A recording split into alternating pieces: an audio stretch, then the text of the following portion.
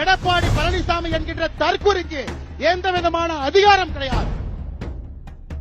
தவழ்ந்து காலில் விழுந்து பதவியை பிடித்து எடப்பாடி பழனிசாமி ஒரு புரட்சி தலைவர் புரட்சி தலைவி நடத்திய ஒரு கட்சி, தமிழகத்தில் திமுகவுக்கு மாற்றாக இருக்க வேண்டும் என்று தமிழக மக்கள் நினைத்த ஒரு கட்சி. கூவத்தூர்ல நீங்க என்ன அநியாயம் பண்ணீங்க? இஎம்ஐ டெண்டர் சிஸ்டத்தில் கட்சியினுடைய முதலமைச்சரை தேர்ந்தெடுத்தீங்க. ஹையஸ்ட் பிட்டராக எடப்பாடி பழனிசாமி, மீடியம் பிட்டராக கொங்கு பகுதியில் இன்னொரு அமைச்சர், லோவஸ்ட் பிட்டராக தென் தமிழகத்தில் ஒரு அமைச்சர். என்ன பிட்டிங்க? எந்த எம்எல்ஏவுக்கு மாசம் மாசம் என்ன பணம் கொடுக்க வேண்டும் என்பதுதான் கூவத்தூர்ல அந்த பிட்டிங் முறை.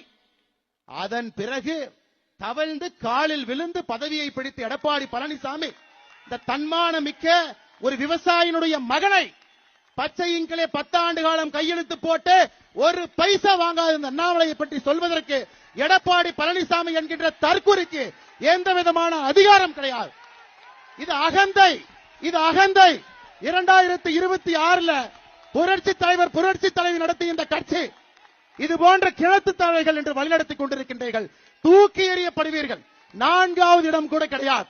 2026 சட்டமன்ற தேர்தலில் அனைத்து இந்திய அண்ணா திராவிட முன்னேற்ற கழகத்திற்கு 4வது இடம் கூட கிடையாது.